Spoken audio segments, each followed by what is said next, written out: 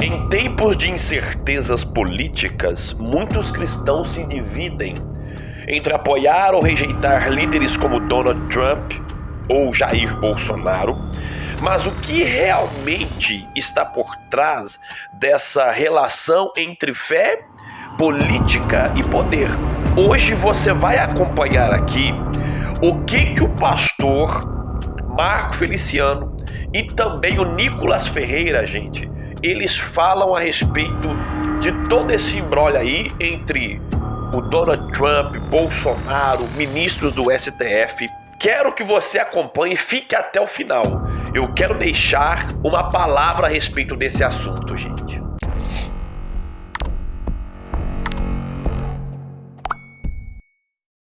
Primeira coisa que eu quero falar para você é que o problema não é Donald Trump, não é Bolsonaro. O problema é quando a igreja coloca a sua esperança no homem.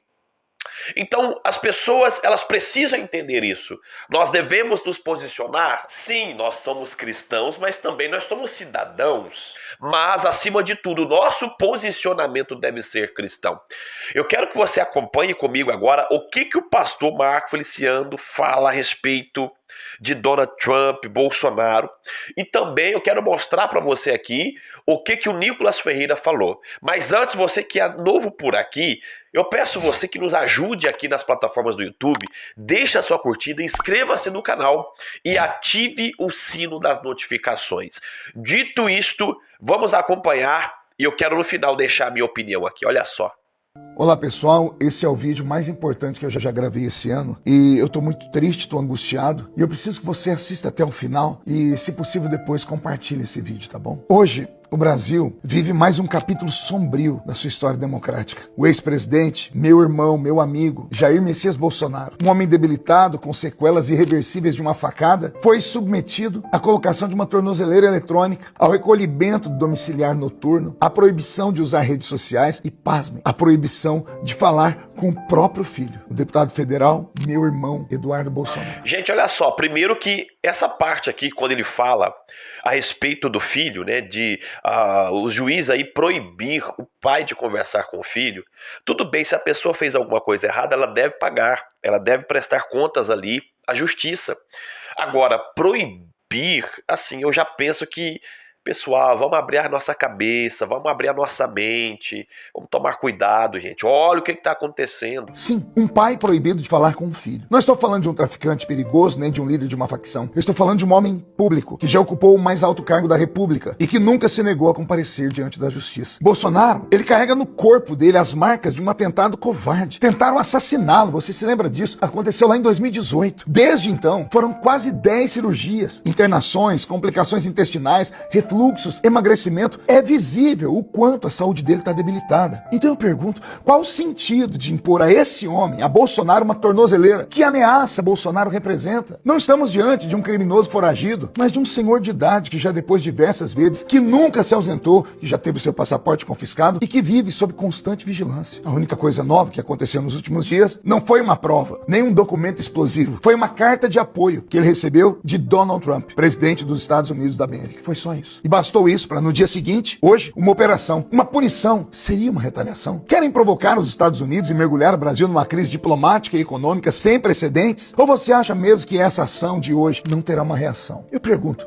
proibir um pai de falar com o filho é legal? É justo? Não seria tortura? Porque a Constituição Federal garante, no artigo 5º, inciso 10º, a inviolabilidade da intimidade da vida privada e das relações familiares. Restringir esse direito sem condenação, sem julgamento, apenas por decisão de um magistrado, ao meu ver, fere princípios fundamentais do devido processo legal. Mais do que isso, fere a humanidade. Como pode, em pleno 2025, um país democrático como o nosso, calar um pai, proibir o convívio entre pai e filho? Não estamos falando aqui em cúmplices de fuga, estamos falando de um parlamentar e o seu pai, que está convalescente. Que nome se dá isso? Autoritarismo? Abuso? Ativismo judicial? Não sei. Mas para o coração de um pai, isso tem um nome só: tortura emocional. Agora, pessoal, quais as consequências disso tudo? Eu penso que o Brasil está se arriscando demais. Estamos queimando pontes com o mundo. Donald Trump, presidente dos Estados Unidos da América, a maior nação oposição democrática do mundo, já demonstrou desconforto com o que está acontecendo aqui. Ele já falou, já escreveu, já avisou, já ameaçou no tarifaço. E se o Brasil insistir nesse caminho de perseguição política, não seremos só nós bolsonaristas, não, que vamos pagar o preço. Será o povo brasileiro, será a economia brasileira, será a diplomacia brasileira. Eu pergunto, vale a pena tudo isso? Pra quê? Pra satisfazer um ego ferido? Dobrar a aposta? Gente, esse aí foi o posicionamento do pastor e deputado federal, pastor Marco Feliciano,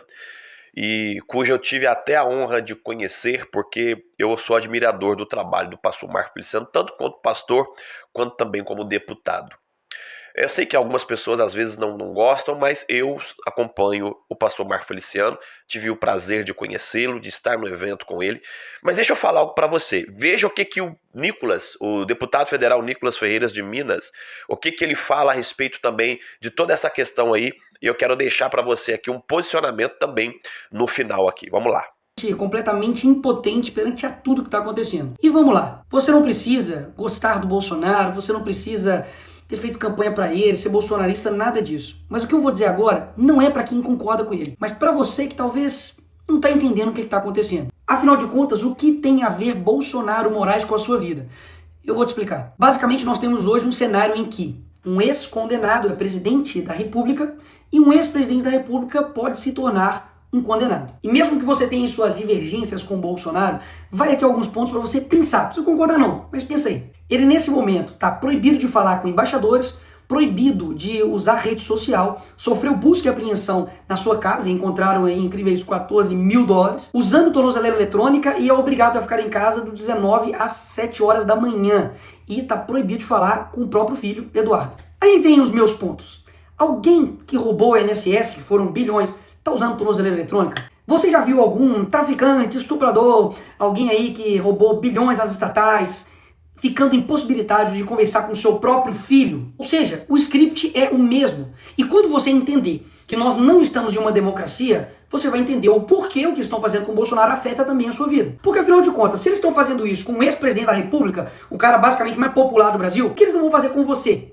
Que é digamos, um mero cidadão. Pastor, um estudante, uma pessoa que tem opiniões na rede social, você que é jornalista, empresário, e aí? O que vai acontecer com você? Vamos colocar mais uma vez aqui os pingos nos is. Bolsonaro, como alguns eu ouvi falar aí da esquerda, não está sendo condenado pelo que ele fez na pandemia. Não. Ele não está sendo condenado por corrupção. Não. Ele literalmente está sendo condenado por uma tentativa de golpe. Ele é a pessoa que está despontando nas pesquisas eleitorais como primeiro lugar contra o Lula. Ou seja, será mesmo que eles estão preocupados com a democracia? Pausa. O Lula que recebe ditador aqui no Brasil, como Nicolás Maduro? Ou será que eles estão preocupados em tirar a oposição para poder vencer as eleições? Hein? O que você acha? Isso literalmente aconteceu na Venezuela e através do STF. Ou seja, a Suprema Corte de lá faz exatamente o que a Suprema Corte daqui está fazendo, especificamente na figura do Alexandre de Moraes. Pessoal, olha só, a questão de tudo isso aí, até uma frase que o próprio Nicolas Ferreira disse.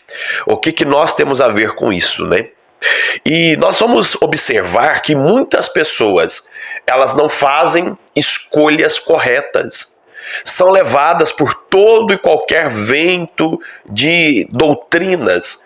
As pessoas, quando eu falo doutrina, eu estou falando de ensino, né?